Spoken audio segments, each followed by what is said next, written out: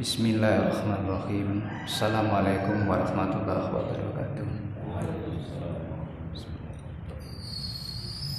Alhamdulillahirabbil alamin wassalatu wassalamu ala asyrofil mursalin wa ala alihi wa ashabihi wa man tabi'ahum bi ihsan yaumiddin. Asyhadu an la ilaha illallah al-malikul haqqul mubin wa asyhadu anna Muhammadar rasulullah shadiqul wa'dil amin. Allahumma inna as'aluka ilman nafi'a wa rizqan thayyiba wa amalan mutaqabbalan. Bapak-bapak dan ibu-ibu jamaah sholat subuh yang dirahmati Allah, terlebih dahulu puji syukur kita kepada Allah Subhanahu wa taala atas limpahan taufik hidayah dan inayahnya. Kita dapat dipertemukan dalam majelis yang mulia ini dalam keadaan sehat walafiat. Salawat serta salam semoga datang kepada baginda Nabi Muhammad SAW yang telah membimbing kita sehingga kita bisa membedakan antara yang hak dan yang batil. Jamaah yang dirahmati Allah, untuk mengawali kegiatan pagi, mari kita buka bersama dengan bacaan basmalah. Bismillahirrahmanirrahim. Kali ini tausiah pagi akan disampaikan oleh Ustadz Amri. Kepada beliau waktu saya aturkan.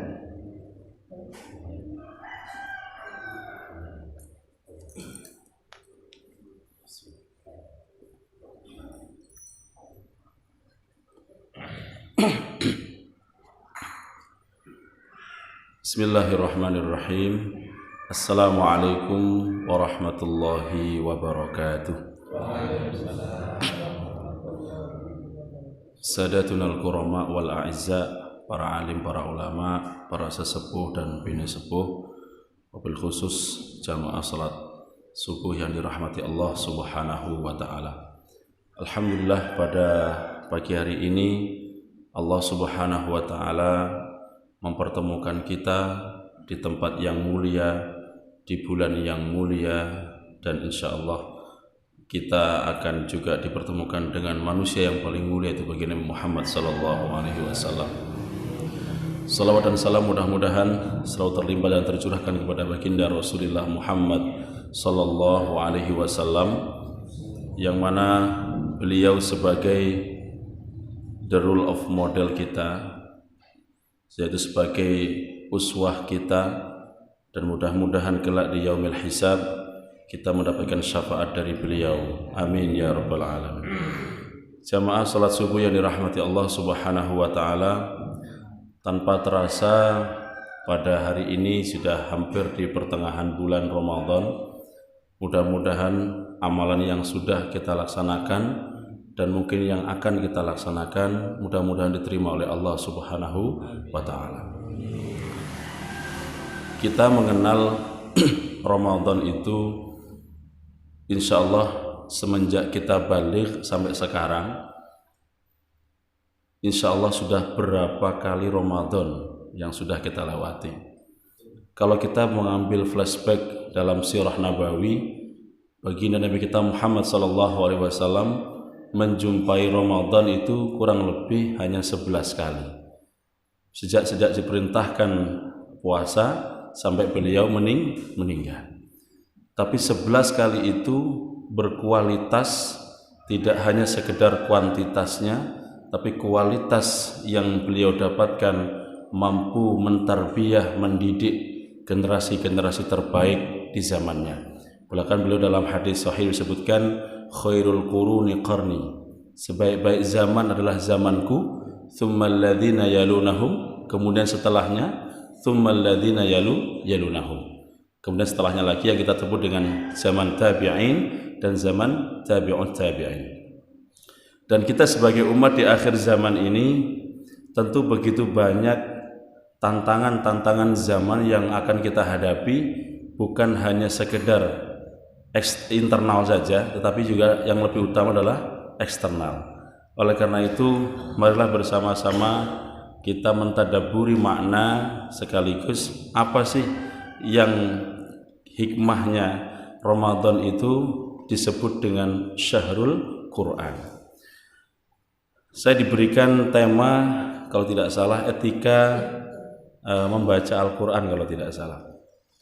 Di sini tapi saya akan sebutkan bahwa Al-Quran itu bagaimana memberikan dampaknya kepada kita sebagai umat Islam, sehingga mampu Al-Quran itu mengubah manusia yang paling ganas, yang paling garang ketika itu. Salah satunya adalah khalifah yang kedua, yaitu Umar ibnul Khattab radhiyallahu anhu.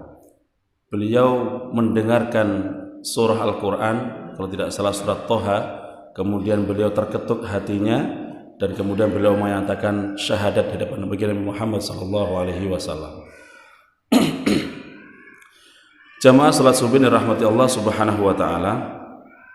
Al-Quran ini yang kita baca ini adalah salah satu mukjizatul uzma, mukjizat yang sangat terbesar, ya, yang berlangsung bahkan ketika baginda kita Muhammad sudah wafat.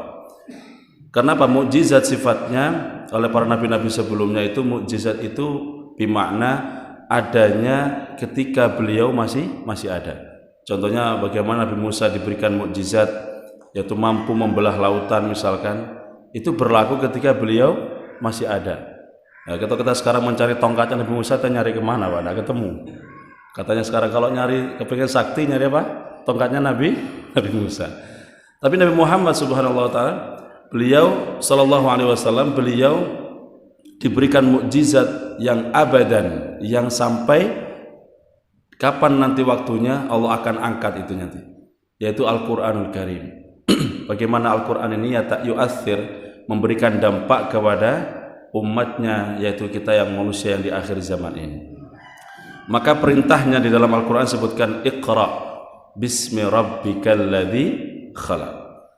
Iqra bimakna, maka kita di Al-Quran ada mengenal dua kalimat Pak, ada Iqra, ada utlu. Nah, maka kita Iqra dari kata-kata qira'a menjadi qira'ah. Kemudian kalau utlu menjadi talayatlu menjadi apa? Tilawah. Maka ada istilahnya musabaqah tilawatil Quran. Ini maknanya kalau di dalam terjemahan Al-Quran terbitan dari Departemen Agama itu sama Pak, bacalah. Padahal dalam bahasa Arab itu makna utlu dan makna iqra itu ya maknanya mungkin sama, tapi mengandung hikmah yang berbeda. Para ulama ahli tafsir menjelaskan iqra maknanya itu am, untuk umum Pak. Iqra, bacalah. Apa yang kita baca?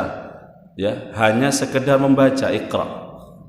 Ya, tetapi kalau utslu, bacalah, tidak hanya sekedar membaca, tapi kita diminta untuk memahami daripada bacaan yang kita baca, dan yang berikut adalah kita diminta oleh Allah untuk mengamalkan apa yang sudah kita baca. Misalkan di dalam surah Al-Ankabut, ya, a'udzubillahi minasyaitonirrajim, utslu ma uhiya ilaika minal Quran. Utslu ma uhiya, bacalah apa yang Allah wahyukan kepada kamu wahai Muhammad. Jadi setelah itu baru kemudian digandeng dengan wa aqimis shalah, yang dirikanlah salat. Jadi kalimat utslu bergandeng dengan aqimis shalah. Artinya apa? Dirikan kita salat, tapi sebelum kita salat maka disuruh kita memahami makna bacaan salat. Itu maknanya seperti itu. Nah, kita di sini masih, para jamaah sekalian, semua di antara kita zaman akhir ini kita hanya pada di level utslu, iqra, masih pada level apa? Bacalah. Membaca secara umum, bacaan maksudnya sekedar membaca. Nah, kita perlu dituntut berikutnya adalah utslu, untuk membaca itu. Tapi kadang-kadang di negeri kita ini masih salah kaprah Pak, istilahnya disebut mana perbedaan antara qiraah dengan mana bacaan tilawah. Oh, tilawah itu yang bacanya pakai nada Ustaz, pakai qiraat ya. Padahal ada namanya qiraat, ada namanya tilawah. Kalau tilawah itu pakai lagu yang bercengkok-cengkok seperti itu, atau makomat, istilah tarondum kata istilahnya orang Arab. Tapi kalau kita di sini maknanya harusnya sekedar membaca, dan membaca dengan penuh makna. Iqra sekedar membaca, jadi kalau utslu membacanya dengan makna, memahami dan sekaligus mengamalkannya. Ma'asyiral muslimin rahimakumullah. Nah, kita masih ingat dalam hadis sahih sebutkan khairukum man ta'allamal qur'ana wa 'allamah. Sebaik-baik kalian kata Rasulullah adalah orang yang belajar Al-Qur'an dan yang mengamalkan atau mengajarkan Al-Qur'an. Nah, kita di sini masih ingat Pak, dekade tahun 70, 80, terakhir 90, metode ngaji itu hanya cuma satu. Iya Pak ya? Namanya kalau di kampung kita sebut namanya Baghdadiyah atau istilahnya ngaji turutan. Alif fathah A, alif kasroh I, alif doma U dibaca. Masih ingat Pak ya? Masih ingat. Itu ngaji zaman dulu, bukunya tipis itu kan. Ada gambarnya ibu-ibu sama anaknya ya. Kita masih ingat itu ngajinya. Sekarang sudah berbagai macam metode Al-Qur'an membaca itu.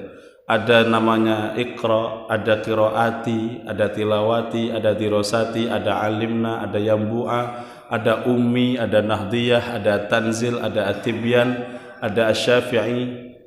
Kurang lebih ada 13 metode yang sudah kita tahu di sini. Bahkan kebetulan saya dulu dari sebelumnya di Bali Pak, jadi saya ngajar ngaji saja. Ada 13 metode. Dan sistem membacanya adalah langsung atau direct metode langsung. Jadi nggak boleh dieja langsung Pak. A, ba, a, ba. Ada yang pakai nada. A, ba, a, ba. Metodenya macam-macam. Tapi tujuannya adalah masih pada level qiraah. Nah, ini Pak. Ngaji dulu kan tidak ada SPP Pak, tidak ada pakai seragam. Anak kita mau belajar munggah masjid pakai sarung aja sudah untung. Alhamdulillah. Sekarang ngajinya sudah pakai nama. Kalau di Muhammadiyah namanya TPA, Taman Pendidikan Al-Quran. Kalau sudah kita Nahdiyin namanya TPQ ya, sama aja sebetulnya, Taman Pendidikan Quran ya. Cuma bedanya ini TPA sama TPQ ya, cuma itu aja. Tapi metodenya sama, tujuannya juga sama. Nah, dulu ngajinya kalau ngaji kita masih di guru-guru kita nggak pakai nggak pakai SPP, nggak pakai seragam, ya kan? Makanya kalau dulu ngeja gurunya kok belum panen Pak misalkan, ayo dibaca 5 kali depan ibunya nanti ba fathah ba, ya fathah ya, ro fathah ro dibaca. Loh, enggak. Ba fathah ba, ya fathah ya, ro fathah ro dibaca. Ba ya ro ya. Pulang anaknya dari ngaji Pak. Setelah pulang diajari apa mbek ustaze? Suruh baca 5 kalimatnya. Apa? Ba fathah ba, ya fathah ya, ro fathah ro dibaca. Bayar. Suruh bayar. Bayar ya. Tapi nggak bayar sampai 3 bulan Pak. Wah, dulu bayarnya bukan untuk ustadznya, karena ustadznya sudah punya sawah. Beli apa namanya Pak? Beli kapur sama apa? Minyak tanah untuk lampunya itu. 3 bulan akhirnya mati Pak. Wes diganti. Harokatnya diganti Pak. Ba doma bu ya fathah ya, ro fathah ro dibaca. Buyar. Ini candaan saya Pak. Insya Allah guru-guru kita insya Allah orang-orang yang ikhlas insya Allah. Amin ya rabbal alamin. Itu ngaji yang seperti itu dulu yang sangat luar biasa Pak. Bahkan dulu ba'da maghrib sampai isya itu, kalau sekarang ada gerakan namanya gemar, gerakan mengaji maghrib, sampai dibuat gerakan. Lo ngaji dibuat apa Pak? Gerakan. Dulu nggak perlu digerakkan sudah ngaji. Sekarang kemana? Suara-suara di bilik-bilik surau, di langgar-langgar, di masjid-masjid, di rumah-rumah itu. Ba'da maghrib ada yang ngajinya alif fathah A, alif kasroh I, alif doma U, A, I, U. Ada yang baca sebelahnya lagi Yasin wal Qur'anil Hakim. Ada lagi sebelahnya Toha ma anzalna alaikal Qur'ana litashqa, dan seterusnya. Kemana momentum seperti itu? Saya udah 17 tahun di Bali, baru pulang hilang tuh semua Pak. Saya mengatakan sepulang saya dari pesantren, saya langsung ke Bali dakwah di sana. Pulang ke sini, loh kemana itu? Sekarang di bilik-bilik rumah bukan lagi Al-Quran yang terdengar. Apa yang terdengar sekarang Pak? Sinetron apa itu? Ibunya sampai nungguin, iki gak mari-mari diganggu suruh surat tarawih ndak mau. Kenapa? Nungguannya apa? Sinetron. Naudzubillah min dzalik. Itu yang terjadi sekarang. Makanya nih Degradasi sekarang moralnya anak-anak kita itu apa? Salah satunya apa? Al-Quran tidak memberikan dampak. Makanya kita ingat baginda Nabi Muhammad SAW mengatakan bahwa nanti akan ada orang yang yaqra'unal Quran, akan banyak orang membaca Quran. Kenapa ya? Tapi ayo sekedar apa? Yamruquna fi hulukihim, hanya sekedar lewat di kerongkongannya saja. Jadi nanti sampai kita dikatakan nanti la yabqa minal Qur'ani illa rasmuhu wa la yabqa minal islami illa ismuhu. Tidak tinggal dari Islam kecuali tinggal namanya, dan tidak tinggal dari Quran kecuali hanya tulisan. Nanti pada akhirnya di akhir zaman ketika Quran diangkat sama Allah, mushaf yang kita baca itu hilang tulisannya, Pak. Bahkan alladzina yang ada dalam apa? Hati-hati kita ini. Makanya disebutkan, Pak, orang kan kadang-kadang berpikir hati itu kok hati ini berpikir apa ini maknanya hati? Jawabannya di Al-Qur'an tuh. Sudah ada semua. Lahum qulubun la yafqahuna biha. Mereka punya hati tetapi tidak memahaminya. Walahum adhanun la yasma'una biha. Mereka punya apa? Telinga tapi tidak mendengar. Walahum a'yunun la yubsiruna biha. Tapi mereka punya apa ini? Mata tapi juga tidak melihat. Kenapa hati menggunakan yafqah? Ya, qulubun yafqah, qalbun yafqah. Artinya apa? Hati itu memahami. Loh, yang memahami kan otak kita harusnya, Pak. Nah, ini yang kita salah, Pak. Ternyata Al-Qur'an itu sudah ngasih sinyal. Kalau menggunakan akal itu bukan yafqah. Ya, afala tatafakkarun, berfikirnya di sini, tapi yafqahnya di sini. Yafqah itu apa? Gak cuman berpikir, tapi mampu memberikan keputusan. Oh, ini saya yakin, bismillah, ini yang akan saya lakukan. Nah, itu perbuatan apa namanya? Hati kita. Nah, di sini yang kadang-kadang kita berpikir bahwa kadang-kadang nanti banyak di akhir zaman itu orang-orang banyak menggunakan ininya, aklunnya daripada menggunakan qalbunnya. Sehingga pakai akal-akalan, Pak. Agama juga akal-akali. Sehingga banyak sekarang itu banyak sengkadung memudahkan agama semau-maunya. Nah, jadi liberal sekarang, Pak. Ada yang sangat berhati-hati, namanya tasyaddud. Begitu sangat kehati-hatiannya ngelebihi yang dilakukan oleh para sahabat dan Nabi Muhammad SAW. Nah, kita harusnya di tengah-tengah itu. Ma'asyiral muslimin rahimakumullah. Kembali lagi kepada materi Al-Quran kita. Allah Subhanahu wa taala, ya, Nabi kita Muhammad SAW salah satunya banyak memberikan berita gembira kepada kita tentang faidah kita membaca Al-Quran. Salah satunya oleh hadis yang diriwayatkan oleh Abdullah bin Mas'ud radhiyallahu anhu beliau mengatakan qala Rasulullah sallallahu alaihi wasallam man qara'a harfan min kitabillah falahu bihi hasanatun. Barang siapa yang membaca satu huruf dari kitabnya Allah Al-Quran, maka baginya adalah satu kebaikan. Wal hasanatu bi asyri amthaliha. Dan satu kebaikan itu dilipat gandakan sampai 10 kali. La aqulu alif lam mim harfun. Aku tidak mengatakan alif lam mim itu satu huruf, walakin alifu harfun wal lamu harfun wal mimu harfun. Tapi alif itu satu huruf, lam satu huruf, mim satu huruf. Nah, di sini kita nggak perlu membawa kalkulator, Pak, kalau ngaji. Bismillahirrahmanirrahim. Ada berapa huruf, Pak? Wah, dihitung saya, Bu. Nggak perlu, karena sudah ada malaikat siapa? Raqib sama Atid. Yang menulis. Asalkan kita apa? Ikhlas. Orang yang nyampe amalan kita di depan Allah itu cuman illa man atallaha biqalbin salim. Hati yang selamat itu hati yang seperti apa? Laisa lahu kibrun wala riyaun wala sum'atun wala apa namanya? Ijab. Ijab itu ujubun, apa artinya? Ujub.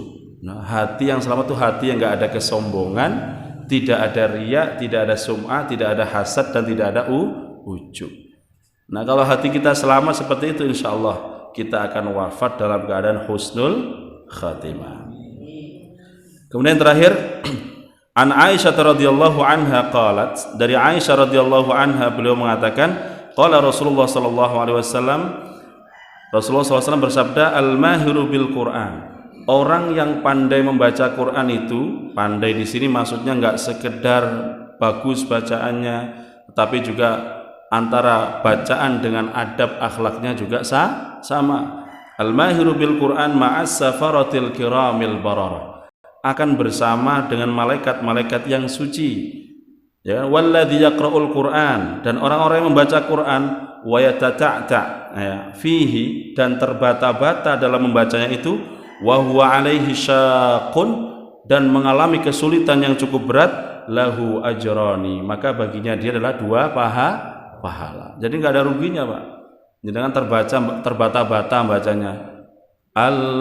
Alladzina amanu.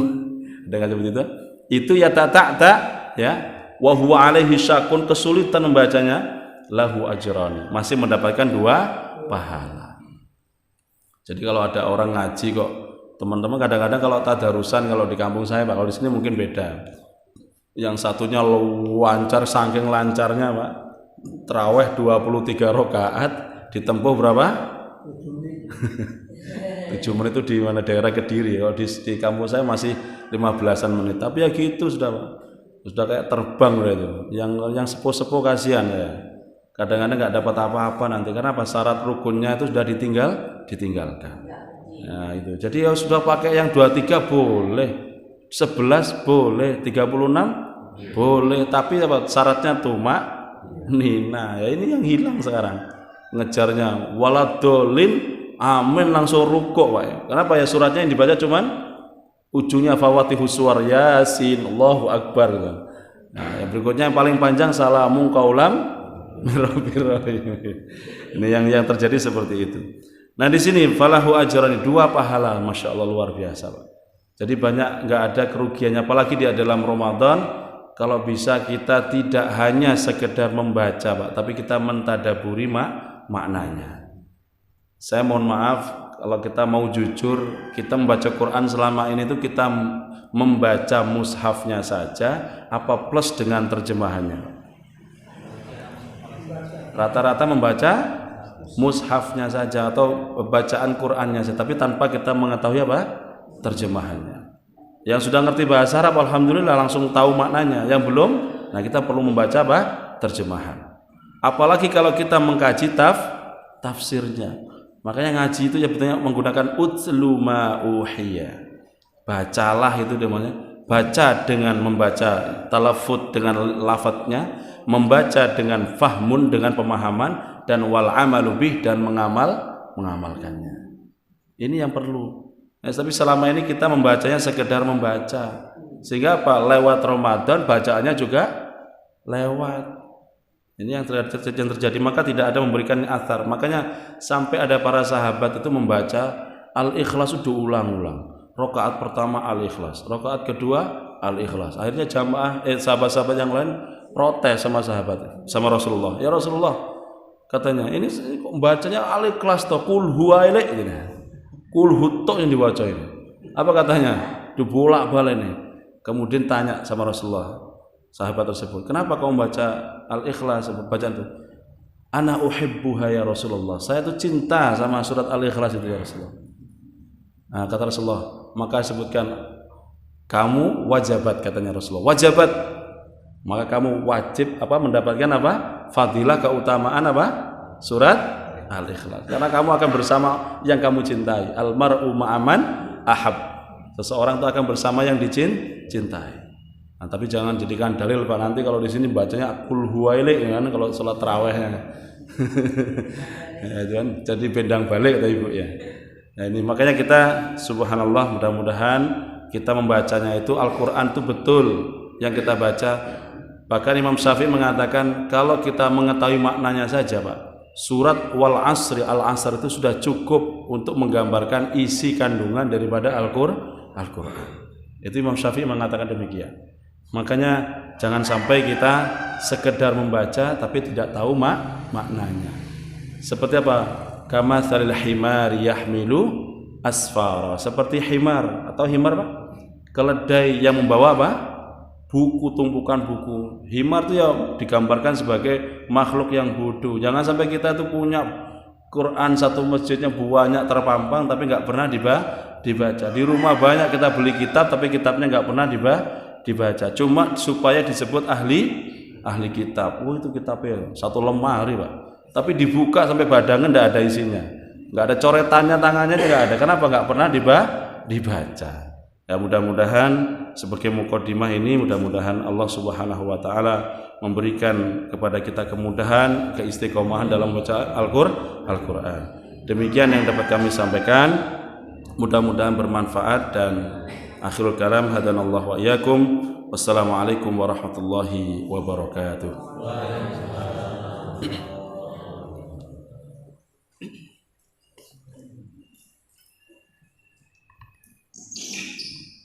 Untuk Ustadz Amri disampaikan jazakumullahu khairan katsira. Infak pagi ini sebesar Rp96.000. Dan mari kegiatan pagi kita tutup dengan bacaan kafaratul majlis bersama. Bismillahirrahmanirrahim. Subhanakallahumma wa bihamdika asyhadu an la ilaha illa anta astaghfiruka wa atubu ilaik. Dari saya ada kurangnya, mohon maaf. Usikum wa nafsi bitaqullah. Assalamualaikum warahmatullahi wabarakatuh.